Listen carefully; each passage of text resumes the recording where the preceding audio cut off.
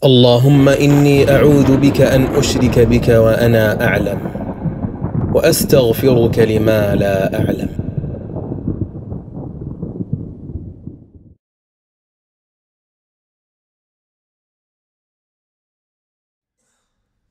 Во имя Аллаха Милостивого, Милующего, вся хвала принадлежит Аллаху, которому мы восхваляем и которого просим о помощи и прощении и раскаиваемся перед Ним. Мы ищем защиту у Аллаха от зла наших душ и наших дурных дел. Кого Аллах ведет по прямому пути, того никто не сможет ввести в заблуждение, а кого Он заблудил, того никто не наставит на прямой путь. Свидетельствую, что нет никого достойного поклонения, кроме одного Аллаха, и нет у Него сотоварищей. И свидетельствую, что Мухаммад раб Аллаха и Его посланник, мир и благословение Аллаха Ему, Его семье и всем Его сподвижникам. А затем, пусть Аллах сделает эту ночь благословенной для всех нас и поддержит нас в ней помощью, сопутствием и направлением к истине, правильными словами, и поведет нас прямым путем и исправит все наши дела. Воистину Он слышащий мольбу, достойный нашей надежды, и Его нам достаточно, и Он прекрасный покровитель. А затем,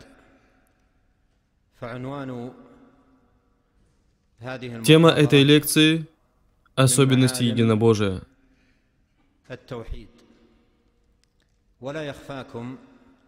Не секрет, что данная тема очень важна для нас и имеет большое значение.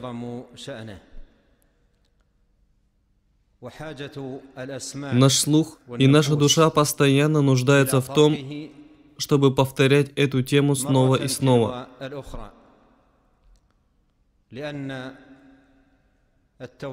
Потому что единобожие — это основа религии, на которой она построена. И это основа успеха и счастья в этом мире и в будущей жизни. Это суть того, к чему призывали пророки. И это суть ниспосланных писаний.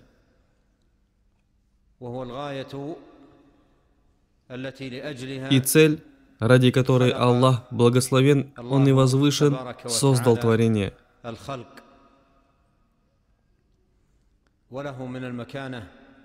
Данная тема имеет положение и степень, которая известна каждому мусульманину. Итак, тема обсуждения на этой встрече — особенности единобожия.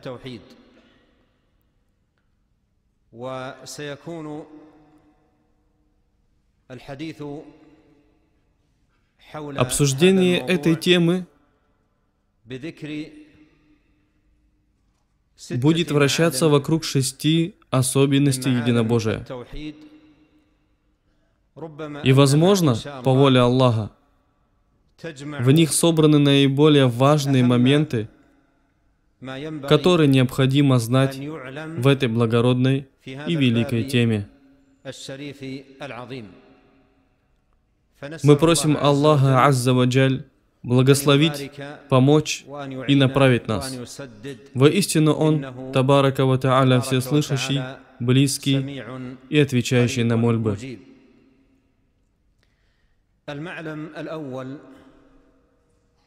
Первая из особенностей единобожия — это то, что в ней заложены исключительные качества и достоинства.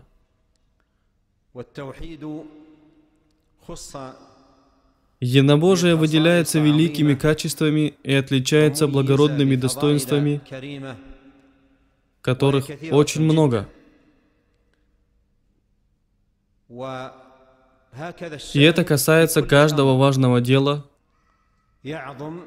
имеющего высокий статус в религии Аллаха. Его достоинства многочисленны. А что тогда сказать о самом важном деле в религии и самом великом?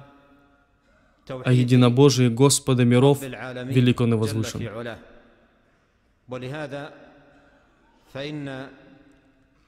Поэтому единобожие обладает множеством исключительных качеств и разных достоинств. Я быстро укажу на некоторые из этих достоинств, чтобы мы могли перейти к другой особенности единобожия.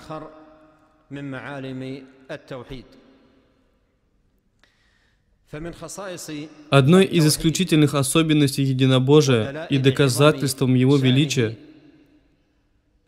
является то, что это цель, ради которой Аллах Табарака ва Та'аля создал творение и сотворил их для ее выполнения. Как сказал Аллах Субханаху ва Та'аля: «И я создал джиннов и людей только для того, чтобы они поклонялись мне». И как сказал Аллах Субханаху ва Та'аля: Аллах, тот, кто сотворил 7 небес и столько же земель,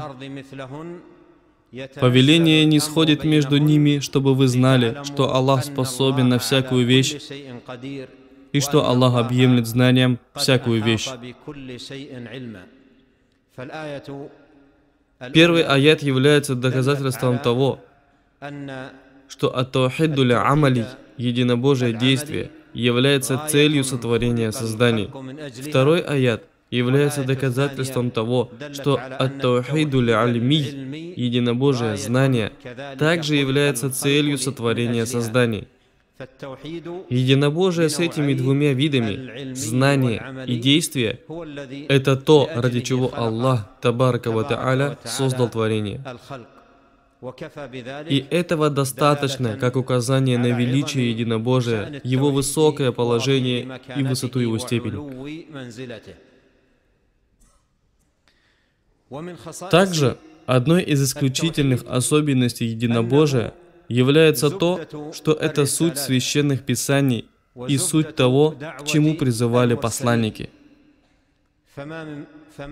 Нет посланника, посланного Аллахом Табарака ва Та'аля, кроме как единобожие было ядром его призыва и сутью его послания.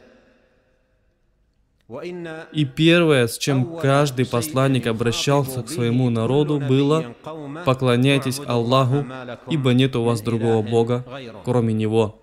Аллах Субханаху ва Та'аля сказал: «Мы отправили каждой общине посланника, провозглашающего: поклоняйтесь Аллаху и избегайте всех ложных божеств». Также Аллах Табарака ва Та'аля сказал: «Мы не послали до тебя ни одного посланника, которому не было внушено: нет божества, кроме меня, поклоняйтесь же мне». Сказал Аллах Субханаху ва Та'аля: «Помяни брата Адитов, когда он предостерегал свой народ среди барханов, хотя уже были увещеватели, то есть посланники, до него и после него, говорящие: не поклоняйтесь никому, кроме Аллаха». Сказал Аллах Субханаху ва Та'аля: «Спроси тех посланников, которых мы отправили до тебя, сделали ли мы помимо милостивого других богов, которым можно поклоняться?» Эти аяты ясно показывают, что единобожие является сутью призыва и ядро посланий всех посланников. С таким же смыслом есть слова нашего пророка, саллаллаху алейхи вассалям: «Мы, пророки, братья от разных матерей. Наша религия едина, но наши мамы разные». То есть наше вероубеждение одно. Мы все призываем к единобожию Аллаха и искренности религии к Нему, Джалля фи'аля. Наши матери разные, то есть наши законоположения, шариаты, различаются. Как сказал Аллах Субханаху ва Та'аля: «Каждому из вас мы установили закон и путь». Также одной из исключительных особенностей единобожия является то, что оно является ядром всех ниспосланных писаний. Вера в ниспосланные писания – это одна из основ имана и одна из основ вероубеждения. Всевышний Аллах сказал: «И говори: я уверовал в то, что Аллах ниспослал из Писания», то есть во все писания каждого посланника. فالكتب المنزلة من أولها إلى آخرها От самого начала и до конца суть всех ниспосланных писаний — это единобожие Аллаха, Субханаху ва Тааля. Сказал Аллах Азза ва Джаль: «О те, которые уверовали, веруйте в Аллаха, Его посланника и Писание, которое Он ниспослал своему посланнику, и Писание, которое Он ниспослал прежде. А кто не уверовал в Аллаха, Его ангелов, Его Писание, Его посланников и последний день, тот впал в глубокое заблуждение».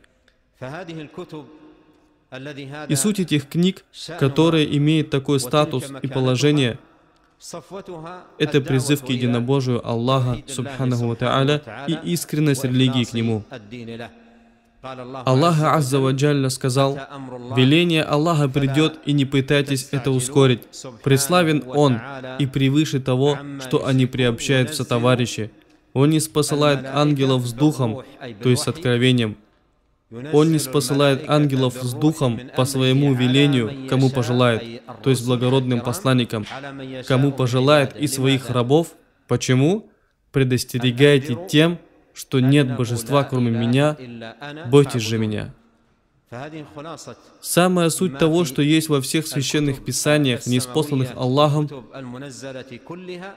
это призыв к ля иляха илля-Аллах, призыв к единобожию Аллаха, Табарака ва Тааля, и искренности к Нему в религии. И одним из достоинств единобожия является то, что оно является основой безопасности и счастья в этом мире и будущей жизни. Нет безопасности, покоя, счастья и спокойствия, кроме как через единобожие.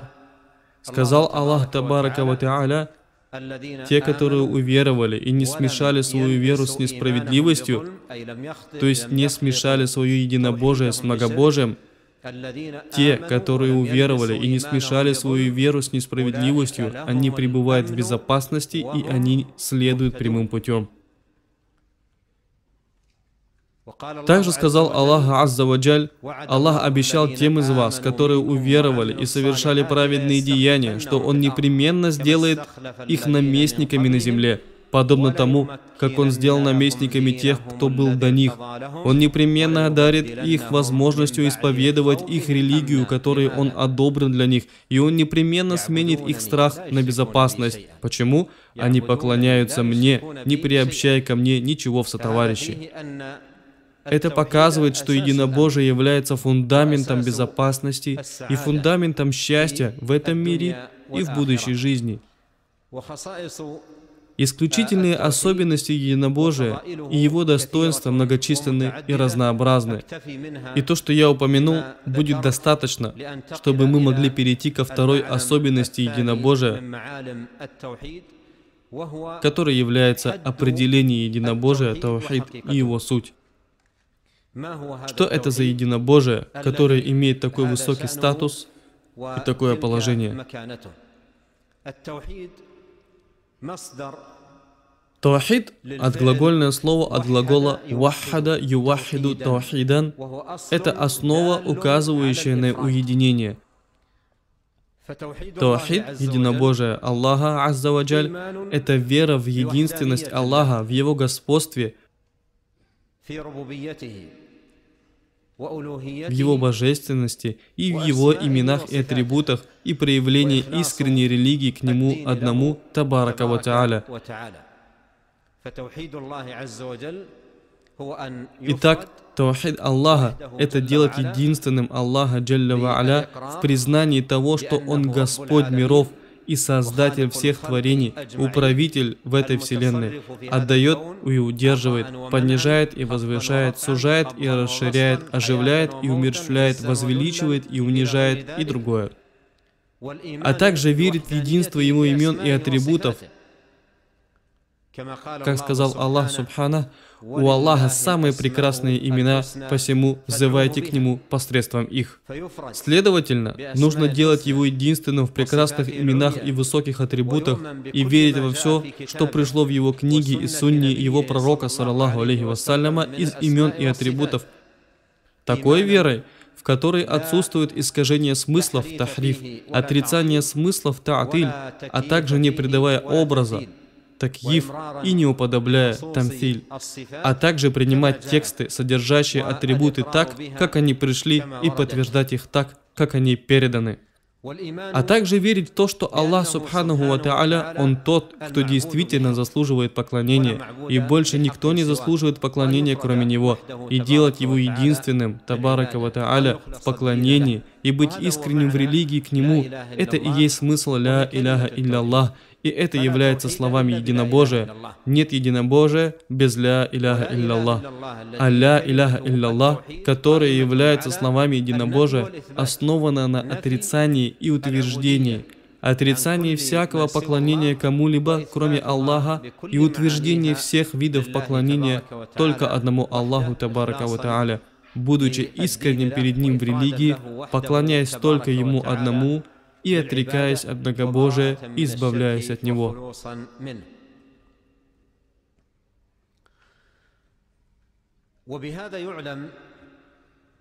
И отсюда мы узнаем, что единобожие делится на три категории. Единобожие в господстве, единобожие в именах и атрибутах и единобожие в поклонении.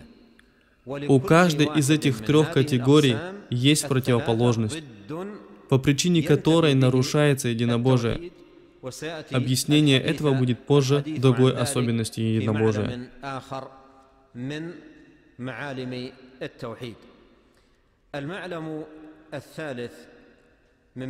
Третья особенность единобожия – это важность соблюдения единобожия должным образом и доведения его до совершенства. И это является высокой степенью единобожия. То есть соблюдение единобожия и доведение его до совершенства. Чтобы тот, кто соблюдает единобожие должным образом и совершенствует его, мог стать одним из тех, кто войдет в рай в судный день без расчета и без наказания. Как это пришло в хадисе Ибн Аббаса и других передатчиков, когда пророк, саллаллаху алейхи вассаляма, упомянул, что 70 тысяч из моей общины войдут в рай без расчета и без наказания. Когда сподвижники обсуждали между собой, кто они такие, пророк, саллаллаху алейхи вассалям, сказал: это те, кто не просит других лечить их руки, не верят в предзнаменовение, не лечат за прижиганием, а уповают на своего Господа. Степень соблюдения единобожия должным образом – это великая степень.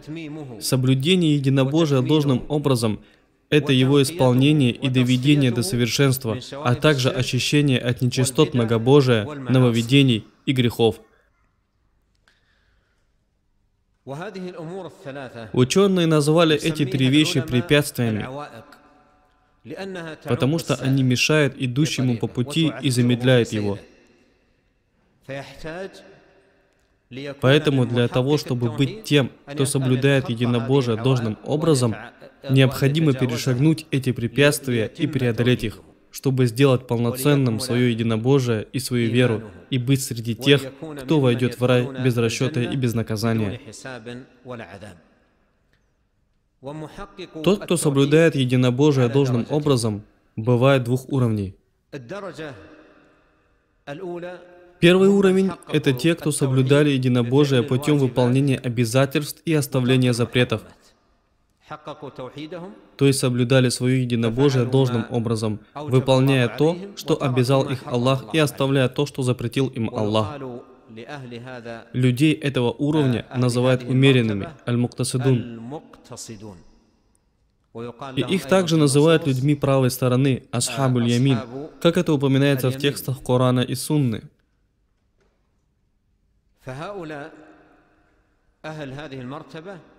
Люди этого уровня – это те, кто выполняли религиозные обязанности ислама и избегали запрещенных действий. И кто выполнял обязательное и оставлял запретное, тот войдет в рай в судный день без расчета и наказания. И поэтому посмотри на хадис, который находится в Сахихе Муслим, хадис Джабира, да будет доволен им Аллах, относительно истории человека, который пришел к пророку, саллаллаху алейхи вассаляма, и чье имя упоминается в некоторых других хадисах, что это Ну'ман ибн Каукаль, да будет доволен им Аллах. Итак, он пришел к пророку, саллаллаху алейхи вассаляма, и сказал: «О посланник Аллаха, скажи мне, если я буду совершать 5 обязательных молитв, и считать дозволенным дозволенное, а запретным запретное, войду ли я в рай?» Он сказал: «Да». В некоторых хадисах этот сподвижник, да будет доволен им Аллах, сказал: «Я ничего не добавлю к этому. То, что является обязательным, я буду делать, а то, что запрещено, оставлю и ничего не добавлю. Ни добровольное, ни рекомендуемое, ни желательное, ничего больше не буду делать. Войду ли я в рай?» Он сказал: «Да». Так что он сказал, да будет доволен им Аллах? Он сказал: «Клянусь Аллахом, я ничего не добавлю к этому». Поэтому, кто выполнял обязательное и оставлял запретное, тот войдет в рай без расчета и наказания. Такую категорию называют умеренный, аль-муктасид. Что касается того, кто делает больше, чем обязательное и оставление запретного, добавляя к этому рекомендуемые, желательные, добровольные поклонения, то это уже другой раздел, посредством которого увеличивается степень и повышается положение в раю, потому что в раю есть разные уровни. Аллах сказал: «Для всех будут ступени, соответствующие тому, что они совершали, дабы Аллах воздал им сполна за их деяния и с ними не поступит несправедливо». Пророк, саллаллаху алейхи вассаляма, сказал: «Воистину обитатели рая видят обитателей покоев так же, как вы видите исчезающую яркую звезду в небе, из-за превосходства между ними». Степени бывают разных уровней, и положения различны. Таким образом, степень умеренный, аль-муктасид, того, кто исповедовал таухид должным образом, это тот, кто совершал обязательное и оставлял запретное. Выше этого уровня – это те, кого называют приближенные, аль-мукаррабун. Их также называют ас-сабикуна биль-хайрат, опережающими других в благих делах. Они сделали больше, чем просто выполняли обязательное и воздержались от запретного, тем, что состязались в совершении дополнительных, рекомендуемых и добровольных поклонений, и они делали много из этого. Благодаря этому они достигли более высоких уровней и возвышенных степеней в раю. Смысл этого, что соблюдение единобожия должным образом – это доведение его до полноты и совершенства. И кто будет исповедовать единобожие должным образом, войдет в рай без расчета и наказания. И что существует 2 уровня соблюдения единобожия – уровень умеренных и уровень опережающих других в благих делах.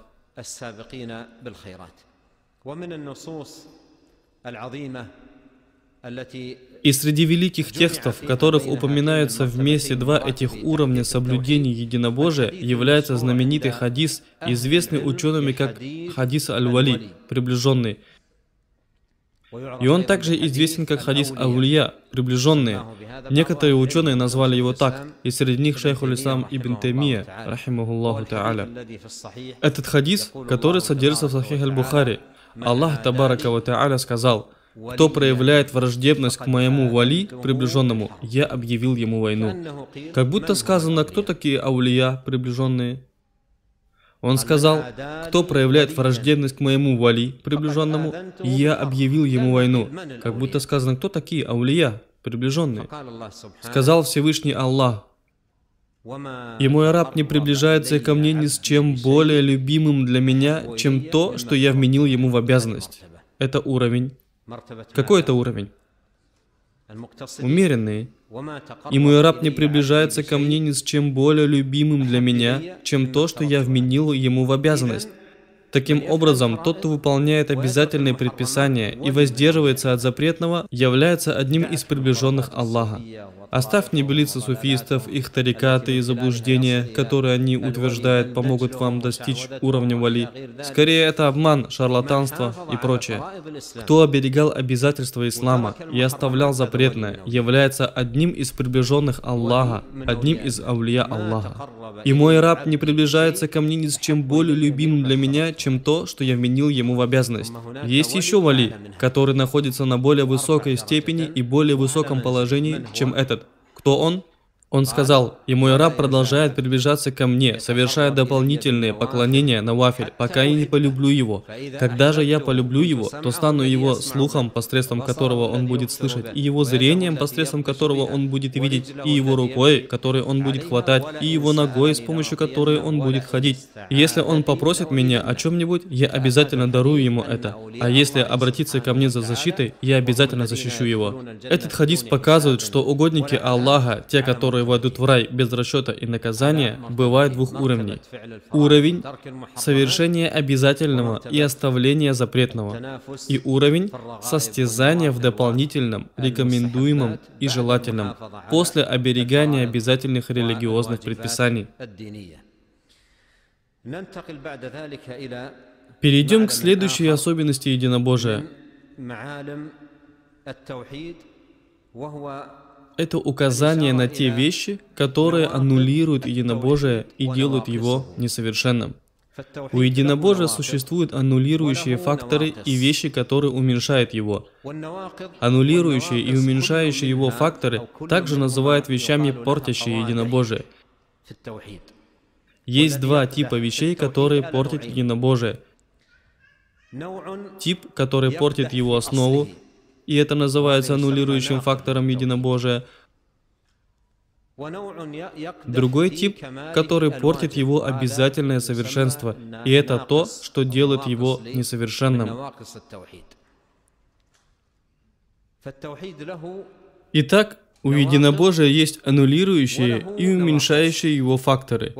От раба требуется знать эти факторы, которые аннулируют и уменьшают единобожие, чтобы остерегаться их. Узнай о зле не ради зла, а чтобы защитить себя. Тот, кто не знает зла, попадает в него.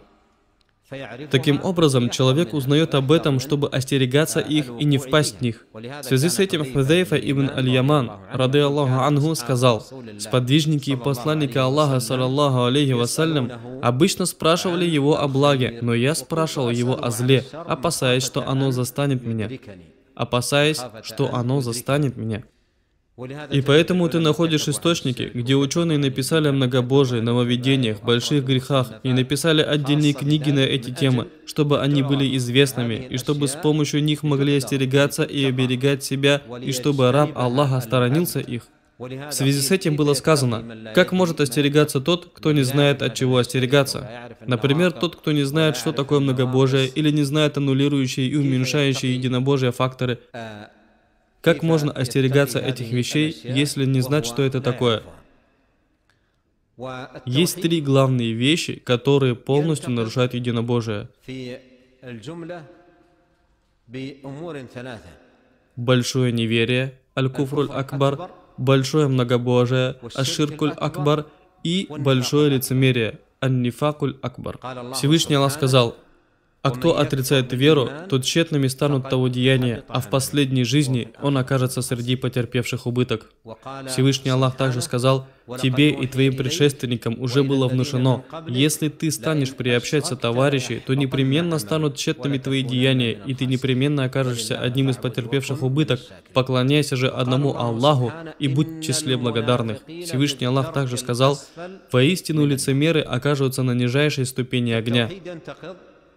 Единобожие нарушается этими тремя вещами: большим неверием, аль-куфруль акбар, большим лицемерием, ан-нифакуль акбар, и большим многобожием, аш-ширкуль акбар. И все это подробно изложено и разъяснено в книгах по вероубеждению и единобожию.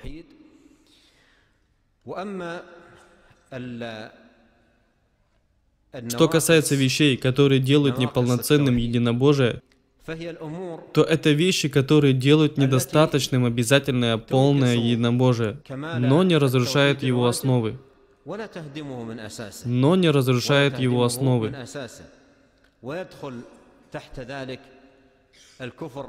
Сюда входит малое неверие, также сюда входит малое многобожие, и также сюда входит малое лицемерие. Все эти вещи влияют на единобожие, уменьшая его, но не аннулируя его. Все эти факторы уменьшают единобожие, но не аннулируют. И также подробности всех трех типов факторов, делающих несовершенным единобожие, можно найти в книгах единобожия и вероубеждения.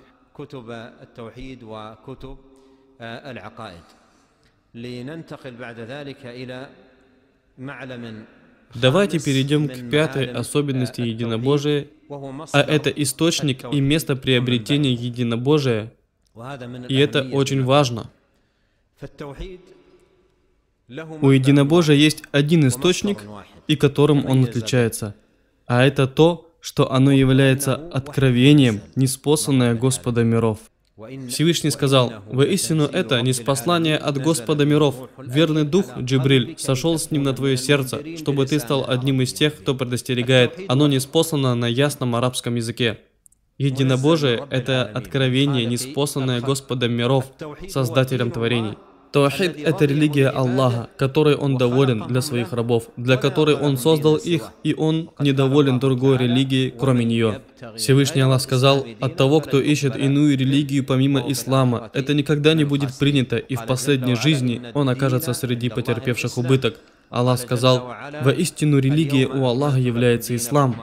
Аллах сказал: «Сегодня я ради вас усовершенствовал вашу религию, довел до конца мою милость к вам и одобрил для вас в качестве религии ислам». Религия Аллаха Субханаху ва Тааля — это откровение, ниспосланное Господом миров. Все религии, имеющиеся на этой земле, которых невозможно перечислить, все они являются религиями, которые произросли на земле. Все они произросли на земле. Поэтому вероубеждения, имеющиеся среди людей, делятся на два. Ниспосланное вероубеждение, и это единственное, что является истиной, и вероубеждения, появившиеся на земле. Такие вероубеждения являются ложными. Всевышний сказал: «Или же у них есть сотоварищи, которые узаконили для них в религии то, чего не дозволил Аллах». Как появляется вероубеждение? Как появляется вероубеждение? Разными путями. В чем причина многочисленности этих путей, посредством которых существует множество различных убеждений? Из-за их различного происхождения. Ты обнаружишь, что некоторые люди строят свои убеждения на основе своих мыслей и разума. Есть те, кто строит свои убеждения на основе того, что видят во сне, а некоторые строят свои убеждения на опытах. Есть те, кто строит свои убеждения, основываясь на своих чувствах, а некоторые строят свои убеждения на основе сказок и историй. Ты можешь найти много различных источников среди людей, которые породили множество убеждений и различных религий.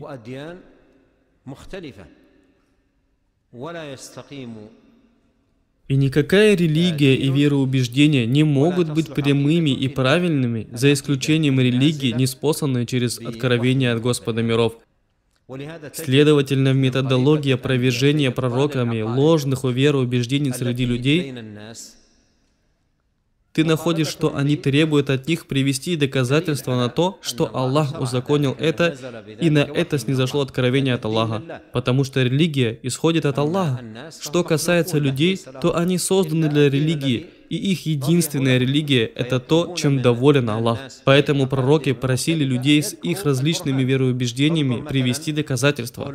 Например, посмотри на слова Юсуфа, алейхиссалям: «О мои товарищи патимицы, множество различных богов лучше, или же Аллах единственный могущественный?